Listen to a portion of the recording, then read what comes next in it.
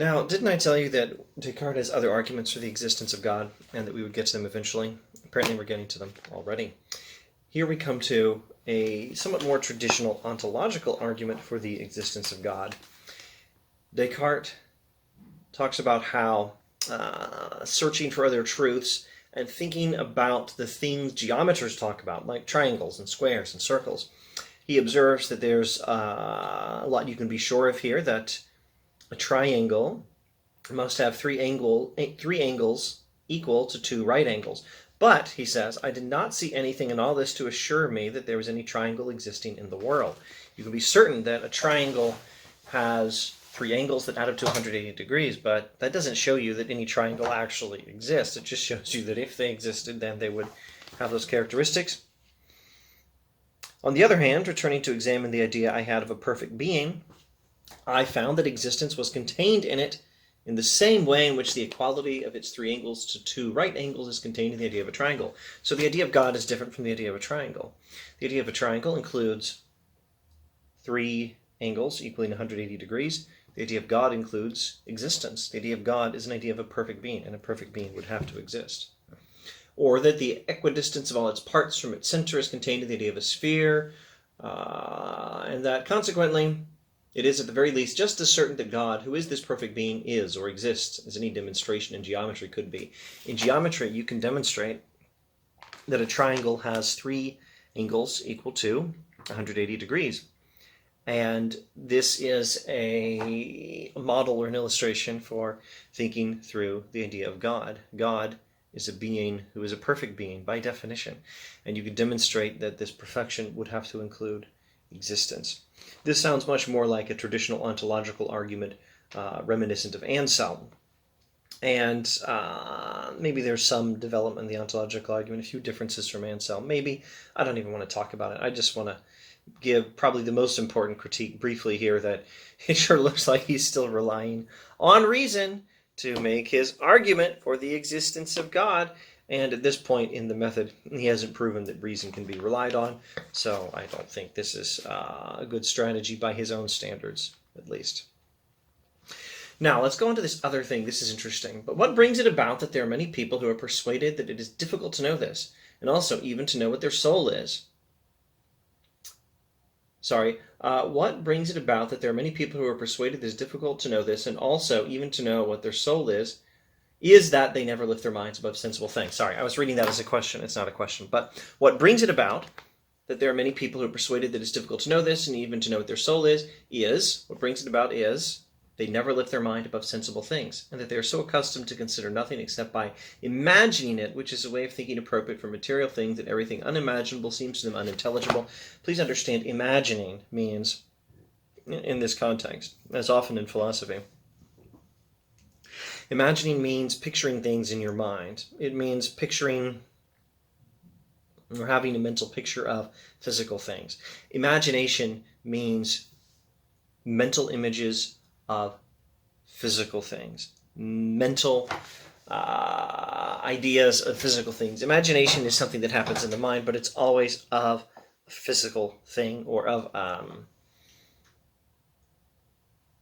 an account of a possible physical thing.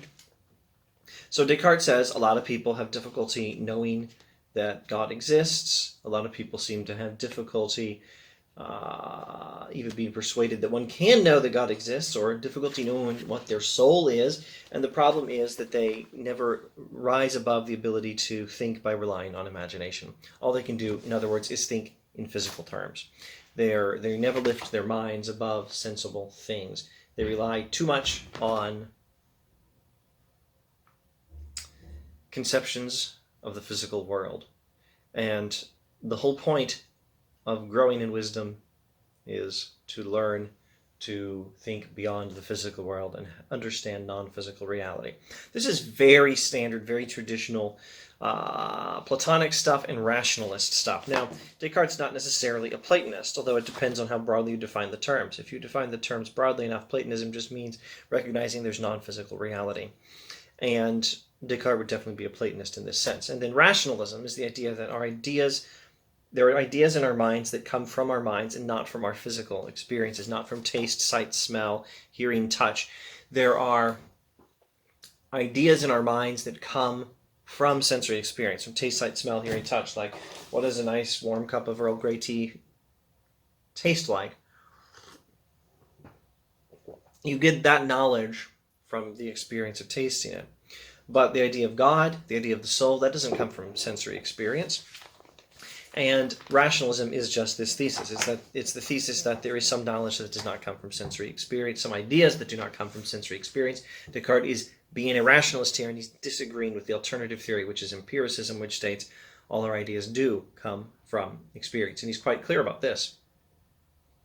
This is obvious enough from the fact that even philosophers take it as a maxim in the schools that there is nothing in the understanding that has not first been in the senses, where it is nevertheless certain that the ideas of God and the soul have never been. The idea of God, the idea of the soul, has never been in your eyes, or your ears, or your tongue, nose, fingers. More precisely, it's never been in your ability to sense things through the eyes. The idea of God and the idea of the soul have never been in sight, or in hearing, or in smell, or in taste, or in touch.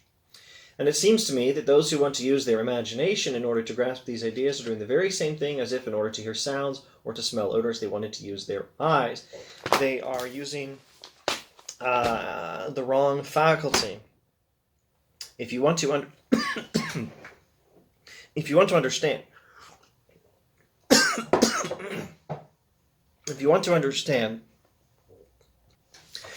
want to understand non-physical things, you cannot succeed at doing so by thinking in ways appropriate for thinking of physical things. Taste, sight, smell, hearing, touch will help you understand any number of facts about a nice teacup. They will not help you understand God or the soul, and it's better to understand. You'd have just as much success and possibly be less ridiculous trying to understand, Descartes says, what the Earl Grey tea tastes like just by looking at it or by listening to it. If I'm not careful, I'm going to try to make a sound, but it'll spill and I'll get tea on myself and waste the tea.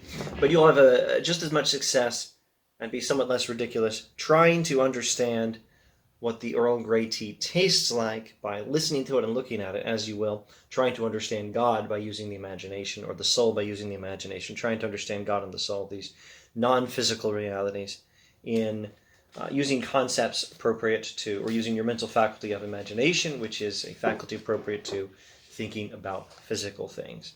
All right.